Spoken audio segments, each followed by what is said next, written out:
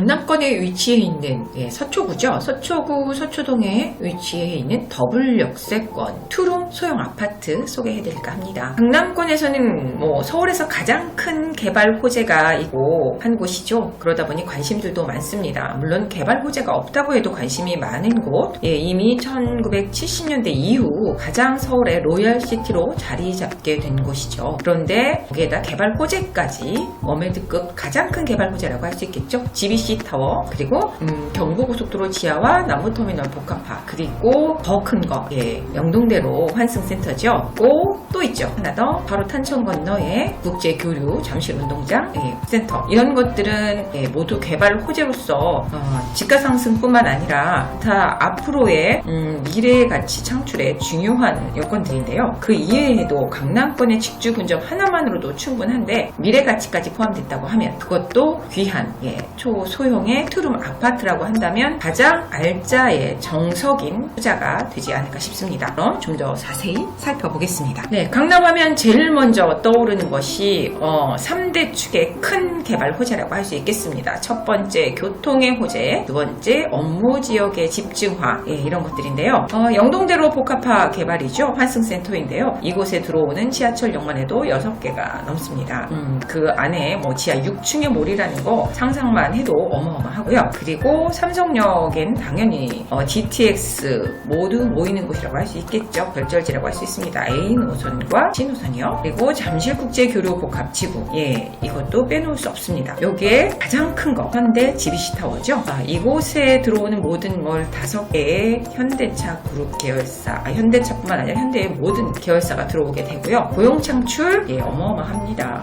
한 121만 명 정도가 된다고 하니까요. 주거지역 상당히 부족하겠죠. 좀 더 자세히 살펴볼게요.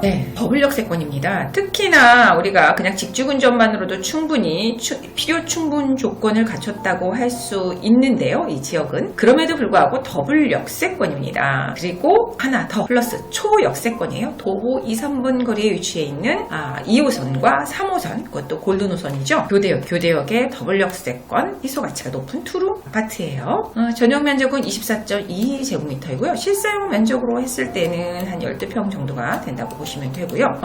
당연히 서초구의 핵심 지역 중에 하나입니다. 교대역이죠. 더블 역세권입니다. 그리고 투룸입니다. 원룸도 아니고 1.5룸도 아니고요.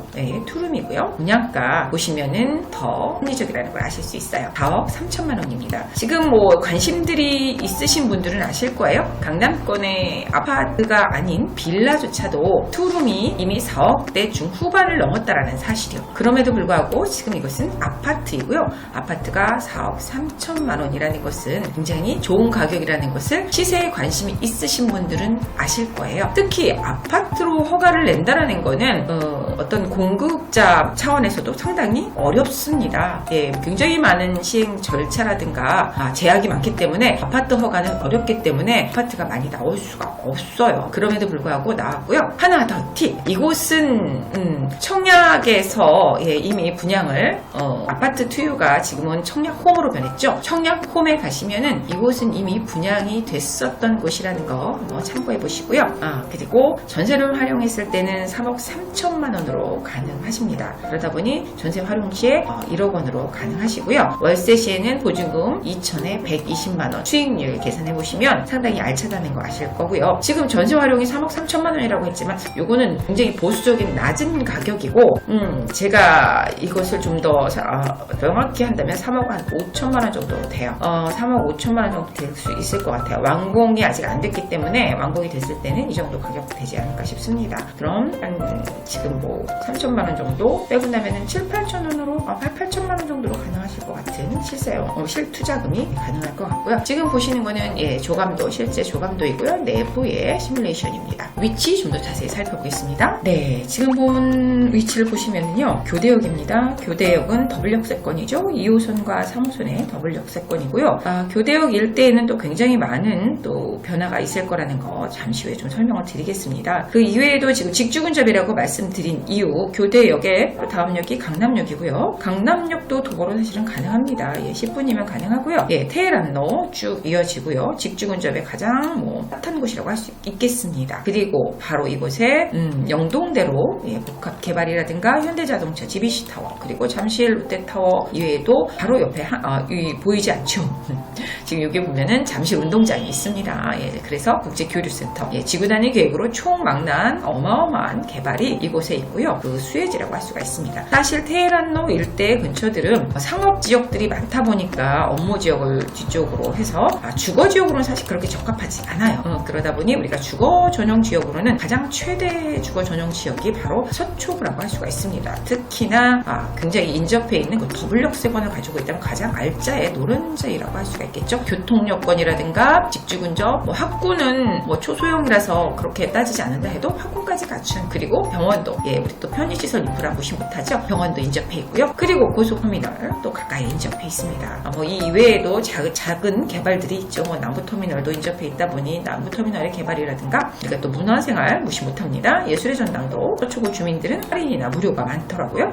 그리고 서리풀 공원 쪽이 보이는데 여기에선 지금 표시 안 됐습니다만 서리풀 터널이 완공이 되었죠. 2019년에 4월에 완공이 됐고요. 이 서리풀 터널이 완공이 되면서 지금 스카이라인이 바뀌었다라는 거 바뀌고 있을 거예요. 왜냐하면 이 서초대로 부분이 교통 혼잡으로 인해서 개발들이 많이 좀 저지당했었는데 이곳들이 이제 용적률 완화가 되면서 지구 단위 계획으로 해서 이 서초대로 일대가 지금 여러 가지 개발들로 다 물꼬를 텄기 때문이죠. 이 서리풀 터널로 인해서. 그러다 보니 그 수혜 지역이에요. 바로 여기에 보면은 롯데칠성 부지랑 코롬 부지가 또 옆에 있습니다. 바로 그곳에 팝타운 개발 호시탐탐 기다리고 있는데 그것도 서리풀 터널이 막혀 있는 상태에서 차량의 혼잡도 때문에 많이 그 타당성에서 저해를 당했습니다. 하지만 그것도 발빠른 개발이 가시화될 수 있는 그런 물꼬를 튼 것이 이 서리풀 터널이에요. 굉장히 중요합니다. 그래서 지금 입지 그 자체가 가장 노른자이라는 전체 맥락을 봤을 때에도 충분히 아실 거예요. 지원 지역에 어떤 것이 있느냐 그것보다 이 안에서가 이미 다 해결이 되죠. 그리고 서초구는 서울 지도를 크게 기회가 된다면 보십시오. 지도를 자세히 본다는 건 부동산에 있어서 굉장히 큰 도움이 됩니다. 서울의 데칼코마니처럼 가운데 지역에 위치해 있어서 웬만한 서울 인근은 30분 내에 진입이 가능합니다. 네, 반포대로를 중심으로 해서 안 가는 곳이 없죠. 강변북로 올림픽대로로 해서 바로 용산 지역으로도 넘어가게 되고요. 최대의 입지 조건까지 갖췄습니다. 그럼 개발 호재를 살펴보겠습니다. 네, 본 물건지를 중심으로 개발 호재인데요. 네, 서초구는 이렇게 길게 서울의 가운데, 그것도 남쪽의 강남의 핫한 곳에 있죠. 그러면서 지하철역 굉장히 열기석이 많이 모여 있습니다. 그 이유가 있죠. 가장 중심축에 위치해 있는 곳이기 때문에 많은 교통 여건들이 이곳으로 집중화될 수밖에 없기 때문이에요. 그래서 이곳에 지금 서초구에 전체적으로 보면은 지하철역은 노선이라고 해야 되겠죠. 2호선이 있고요. 그리고 신분당선이 있고요. 그 다음에 3호선이 있고요. 그리고 7호선, 9호선. 네, 굉장히 많은 역들이 있습니다. 그리고 우리가 알고 있는 골든호선이라는 거 많이 들어보셨죠? 골든호선, 네, 2호선, 그리고 순위가 있죠. 그 다음에 9호선, 7호선, 3호선. 이 순위를 가만히 보시면은, 빅5 안에 드는 이 노선들은 왜 그러냐 하면 바로 이 강남을 들어서기 때문에 강남 진입이 된다는 것 때문에 이게 골든호선이 됐는데요. 당연히 그러니까 이 노선들이 속해 있는 노선들은 지역들 지하철 역세권을 골든호선이라고 하는 거예요. 그만큼 중요 지역이라는 뜻이고요. 네, 지금 빨갛게 표시된 곳 보이시죠? 네, 이곳이 바로 반포의 주거벨트 재건축 지역들입니다. 이미 경남 아파트 일대부터 해서 재건축이 들어가고 있죠. 이주했고 지금 공사하고 있습니다. 허허벌판이죠. 반포대교를 지나다 보면 그곳이 허허벌판으로 변해 있습니다. 그리고 앞으로도 주공 1지구, 2지구, 4지구 해서 그리고 1단지 쪽에 3지구 모든 이 지역들이 재건축을 앞두고 있고요. 최고가, 우리나라의 고가의 아파트들이 들어서는 로열시티 주거벨트 단지이기 때문에 당연히 서초구는 앞으로도 계속해서 명실상부한 최적의 주거 전용 지역의 로열시티가 될 수밖에 없습니다. 네, 그뿐만 아니고 신분당선, 양지를 중심으로 해서 이어져서 강남권 역세권으로 들어가는데요. 지금 3호선의 수요 지역이기 때문에 좀 잠깐 살펴봤습니다. 이곳이 3호선과 2호선의 더블 역세권을 또 이루고 있기 때문에 한번 살펴봤고요.